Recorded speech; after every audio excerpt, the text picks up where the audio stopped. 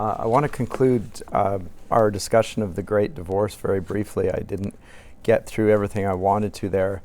And then I will move on to Till We Have Faces, which is Lewis's best novel.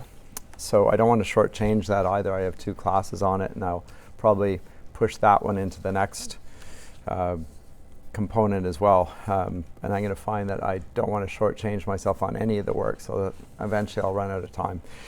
But I mentioned last time in chapter 11, in The Great Divorce, it talks about something, and I was thinking about it in conjunction with Till We Have Faces, and in conjunction with another work we're going to look at, The Four Loves, how this particular chapter, chapter 11, illustrates many of the same dynamics that we see in Till We Have Faces and also in The Four Loves.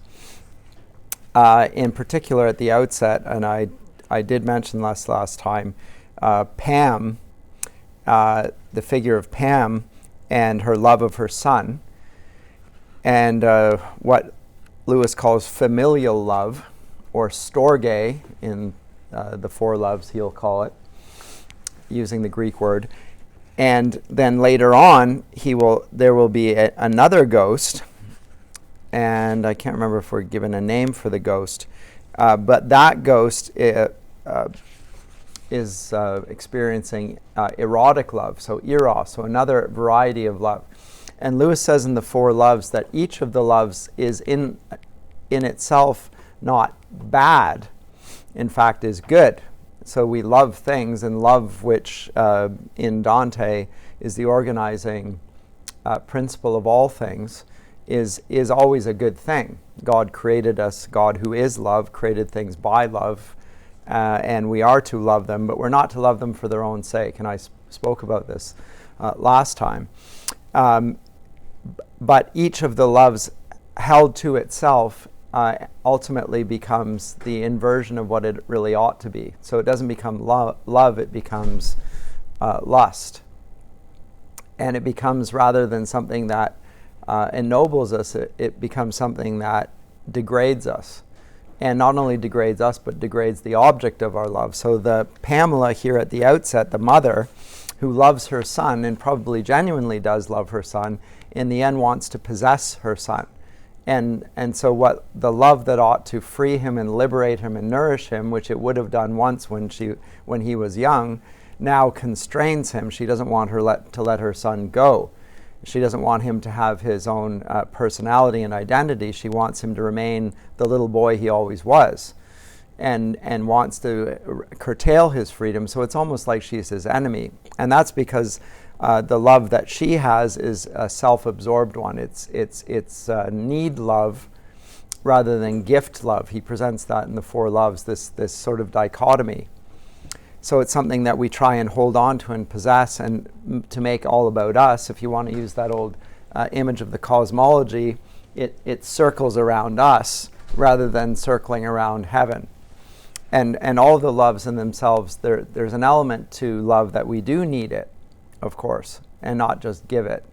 But they have to be understood rightly. So the gray city with which the Great Divorce began could be seen, as we said, if you were moved on into heaven, as a sort of a purgatory. So it's the earth. The gray city is the earth. And if you're moving further up and further into the heavenly, into the mountains, as it were, because that's how it's portrayed here in The Great Divorce. So you're at the foothills of the mountains. If you go further on up the mountains, you will then look back on the gray city as a time of purgatory. It purges you of that selfishness which so marked you. Whereas if you go back there, it is the exact opposite. It's a hell.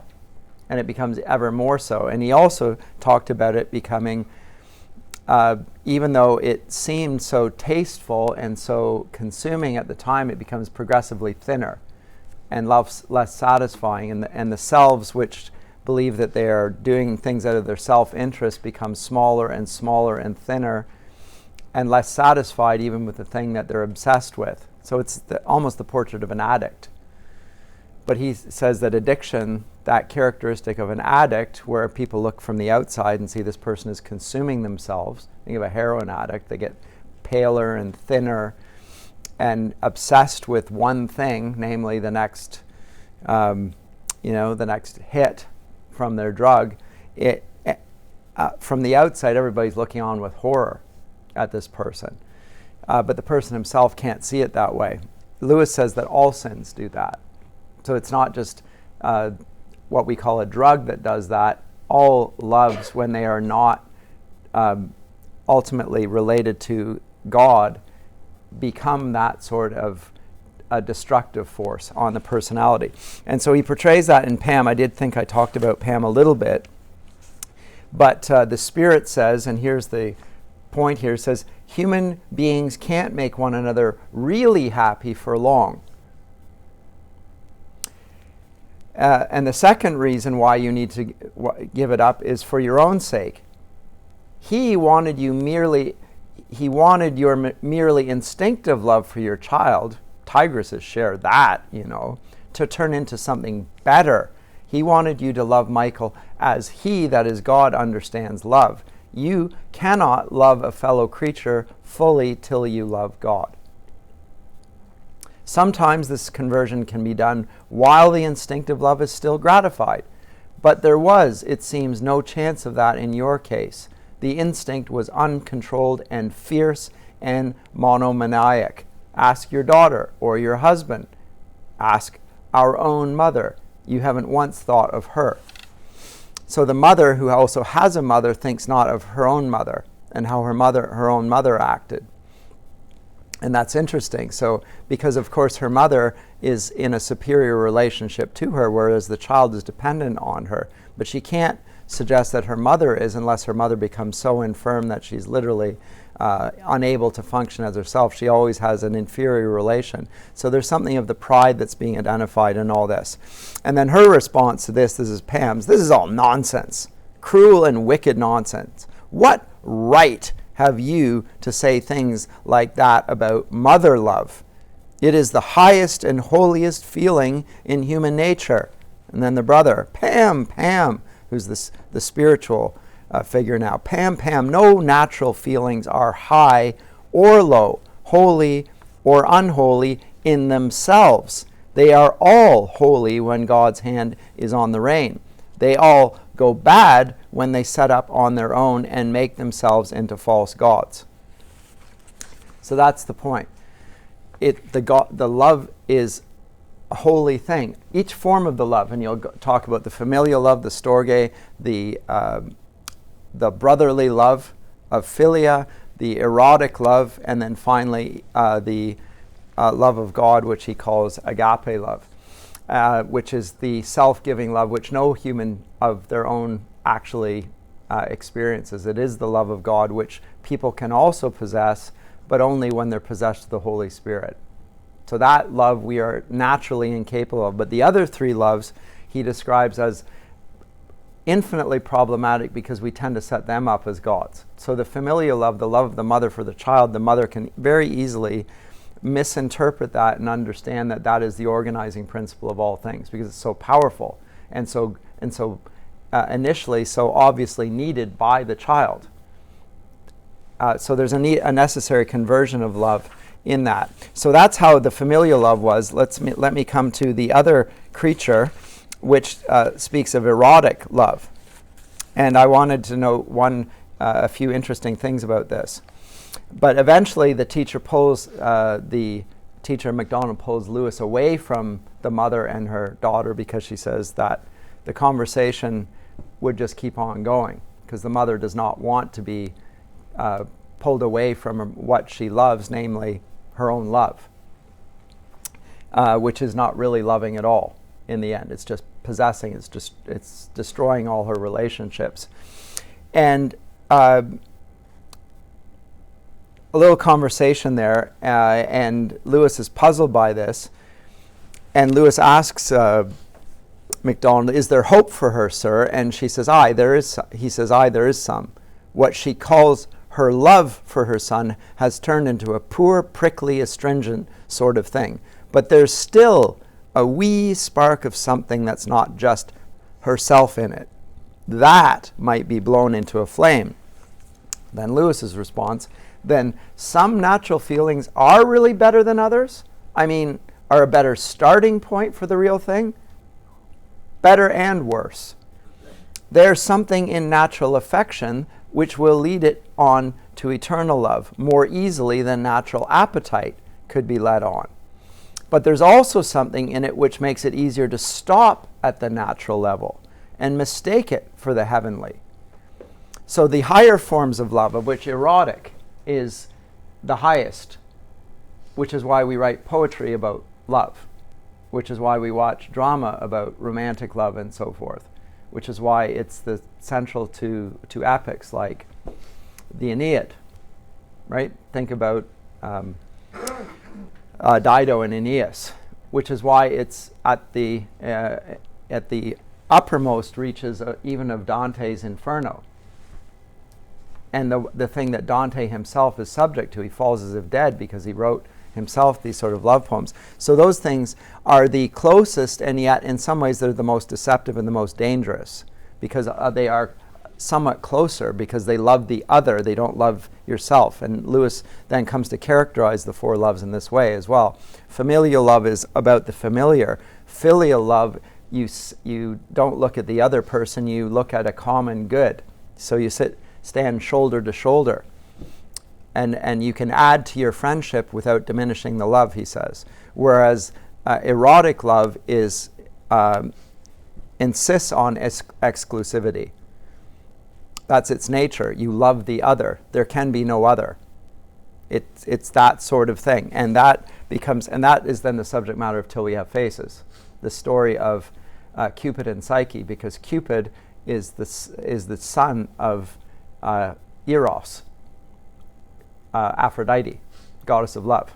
Her little baby boy is Cupid, right? So that myth. So the Till We Have Faces is really looking at one of the forms of love, the one that we're about to look at here. That's why I wanted to talk about this ever so briefly. So he says brass is mistaken for gold more easily than clay is. So erotic love is more easily mistaken for divine love than familial love is, which just is all around us. Like we love our furnishings, our favorite chair, type of music, favorite food, that sort of thing. It's more easily mistaken. And if it finally refuses conversion, its corruption will be worse than the corruption of what ye call the lower passions. It is a stronger angel, and therefore when it falls, a fiercer devil. So then Lewis's response is, Keats was wrong then when he said he was certain of the holiness of the heart's affections. MacDonald's response, I doubt if he clearly knew what he meant. Lewis or Keats assumes that, again, the strength of a love, just as Blake does, that the strength of the love, particularly when it comes to erotic love, must entail its holiness. He doesn't know what he's talking about, suggests MacDonald. I think he doesn't either. But then he goes on to this. So now the illustrations of this. And I'll conclude MacDonald's thoughts here. But you and I must be clear. There is but one good. That is God. Everything else is good when it looks to him and bad when it turns from him. And the higher and mightier it is in the natural order, the more demoniac it will be if it rebels.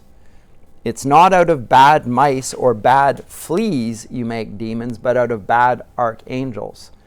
The false religion of lust is baser than the false religion of mother love, or patriotism, or art, but lust is less likely to be made into a religion. But look, whereas the love of sex, or eros, is more likely to be made into God and always has been, it is the God of our age as well. But look, he says, and then I saw coming towards us a ghost who carried something on its shoulder. Like all the ghosts, he was insubstantial, but they differ from one another as smokes differ. Some had been whitish, this one was dark and oily. What sat on his shoulder was a little red lizard, and it was twitching its tail like a whip, and whispering things in its ear. And as we caught sight of him, he turned his head to the reptile with a snarl of impatience. Shut up, I tell you, he said. It wagged its tail and continued to whisper to him. He ceased snarling and presently began to smile. Then he turned and started to limp westward, away from the mountains. By the way, the west in literary conventions is towards death. That we'll see that when we come to We Have Faces as well. The west wind has connotations of death, as it does in Shelley's Ode to the West Wind. And in this case, it's moving away from the mountains. Well, that's where God is, and it's going back towards the city from whence he came. And then the answer, off so soon, said a voice. The speaker was more or less human in shape, but larger than a man, and so bright that I could hardly look at him. His presence smote on my eyes and on my body too, for there was heat coming from him as well as light, like the morning sun at the beginning of a tyrannous summer day. Yes, I'm off, said the ghost. Thanks for all your hospitality, but it's no good, you see. I told this little chap, here he indicated the lizard, that he'd have to be quiet if he came, which he insisted on doing. Of course, this stuff, his stuff won't do here, I realize that, but he won't stop. I shall just have to go home. So this man has a little lizard on the shoulder, and the lizard keeps on making noise, and because of the noise of the lizard, and he realizes, I can't go up the mountain because this fellow won't stop speaking to me, and he needs to stop. And so the answer from the spirit, would you like me to make him quiet? Said the flaming spirit, an angel as I now understood. Of course I would, said the ghost. Then I will kill him, said the angel, taking a step forward. Look out, you're burning me. Keep away, said the ghost, retreating. Don't you want him killed? You didn't say anything about killing him at first. I hardly meant to bother you with anything so drastic as that. It's the only way, said the angel, whose burning hands were now very close to the lizard. Shall I kill it? Well, that's a further question. I'm quite open to consider it, but it's a new point, isn't it? I mean, for the moment, I was only thinking about silencing it because up here, well, it's so damn embarrassing. May I kill it? Well, there's time to discuss that later. There is no time. May I kill it? Please, I never meant to be such a nuisance. Please, really, don't bother. Look, it's gone to sleep of its own accord. I'm sure it'll be all right now. Thanks ever so much. May I kill it? Honestly, I don't think there's the slightest necessity for that. I'm sure I shall be able to keep it in order now. I think the gradual process would be far better than killing it. The gradual process is of no use at all. Don't you think so? Well, I'll think over what you've said very carefully. I honestly will. And in fact, I'd let you kill it now. But as a matter of fact, I'm not feeling frightfully well today. It would be most silly to do it now. I'll need to be in good health for the operation. Some other day, perhaps. There is no other day. All days are present now. Get back! You're burning me! How can I tell you to kill it? You'd kill me if you did. It is not so. Why, you're hurting me now. I never said it wouldn't hurt you. I said it wouldn't kill you. Oh, I know. You think I'm a coward, but it isn't really that. Really it isn't. I say, let me run back to tonight's bus and get an opinion from my own doctor. I'll come back again the first moment I can. This moment contains all moments. So this is the moment when he has to decide. And note what's really interesting about the whole exchange, what the angel will say right here in a second. I cannot kill it against your will. It is impossible. Have I your permission? And the angel's hands are closing in on the lizard, and he eventually gives him permission, and then he grabs it and fries it. Really interesting here. What we have in the lizard on the starter is his lust. The lust that's whispering in his ear and is keeping him from going on further upwards. He needs that lust to be dealt with in the same way that Pamela needed her familiar love, her storge, to be set aside in order for her to carry on. And so he needs it to be killed. And when he does kill it, and there's a recognition, and when he's pushed to the decision, the point of decision, he says, you're right, it would be better to be dead than to live with this creature. Then I may.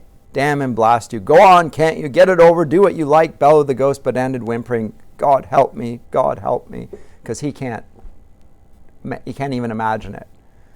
But he's willing to die.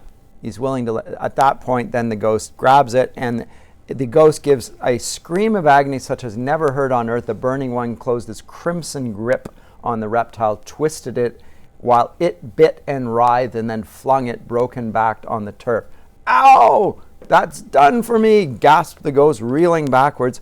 And then Lewis's description, for a moment I could make out nothing distinctly. Then I saw, between me and the nearest bush, unmistakably solid, but growing every moment, solider, the upper arm and the shoulder of a man.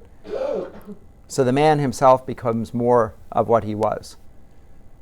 So the man himself becomes ennobled. The very thing that he was trying to do through the pursuit of eros, he now finds that he has fulfilled by giving it up. Then brighter and brighter still, and the legs and hands, the neck and the golden head materialized while I watched, and if my attention had not wavered, I should have seen the actual completing of a man, an immense man, naked, not much smaller than an angel. What distracted me was the fact that at the same moment something seemed to be happening to the lizard. Now, this is really interesting. So it's not just the man. It's the thing that he loved, namely the lizard, namely his eros.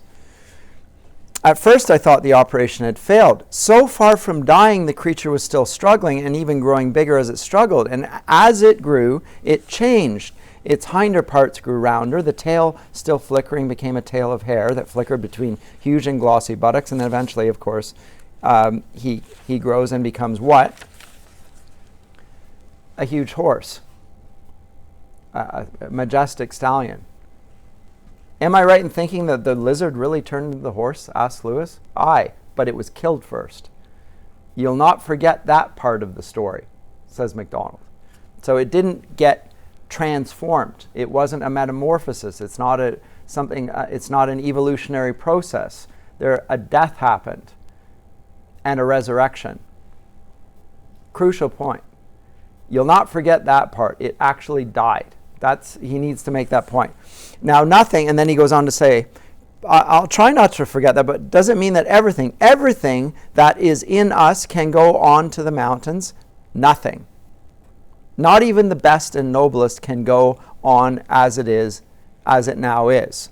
Nothing, not even what is lowest and most bestial, will not be raised again if it submits to death. It is sown a natural body, it is raised a spiritual body. Flesh and blood cannot come to the mountains, not because they are too rank, but because they are too weak. What is a lizard compared with a stallion? Lust is a poor, weak, whimpering, whispering thing compared with the richness and energy of desire which will rise when lust has been killed. So there's this transformation of eros, which only takes place when eros is killed, when it's put to death. The same with the other things, and Lewis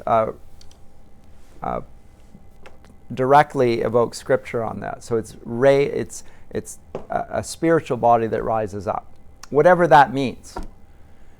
Right. So the bodily resurrection. It's not Lewis is reflecting on it not only in terms of a physical body, but also the physical body's loves. That is also an aspect of it, yes. And then I'm going to move on here. Literary significance to becoming a horse? I don't know exactly. He might be reflecting on something that G.K. Chesterton describes, but I'm not entirely sure here, that it's a noble beast that is domesticated and in some ways reflects the relation of humanity to nature. So we have a noble beast that is wild and yet tamed, and we connect human nobility with chivalry and so forth. A chevalier is a horse rider, and all sorts of things connected with that. So that might be the reason, but that's my best guess. And as I say, G.K. Chesterton talks about that in his work, how and the idea of the knight is connected with not just the taming of nature, but in some ways with the dignity of the man in connection with that dominion over nature and the perfection of nature. That's, yeah, yes? I guess my question is fairly similar, and I guess you kind of already answered it, but was there a particular significance to the symbol of lust being a lizard, or was that? Yeah, I don't know about the lust being a lizard. That's interesting. In some portraits of some Paradise Lost, and also in the even in Genesis, the serpent, we think of the serpent as a snake, but the punishment for the snake is to crawl around on its belly. Before that, did it have legs? Like, it's a punishment. Did it already? I don't know.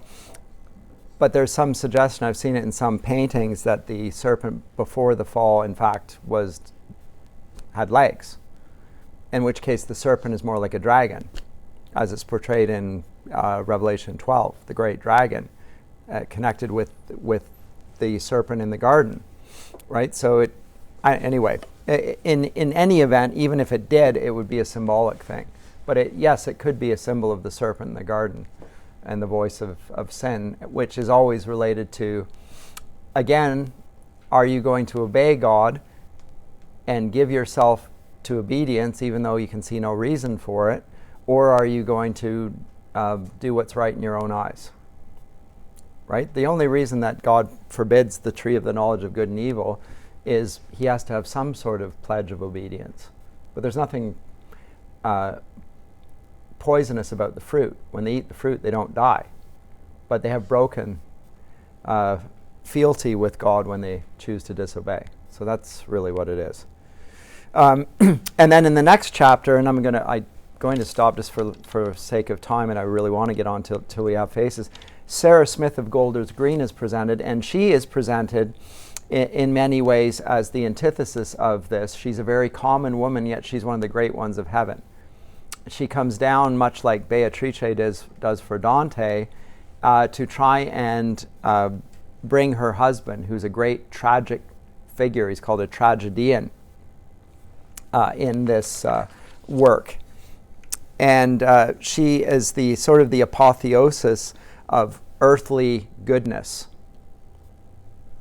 So in the first lecture, I gave this portrait of purgatory, and it's the earthly paradise that's at the top of Mount Purgatory. So the representative of everything natural and good is this woman she's not an aristocrat, she's a common lady.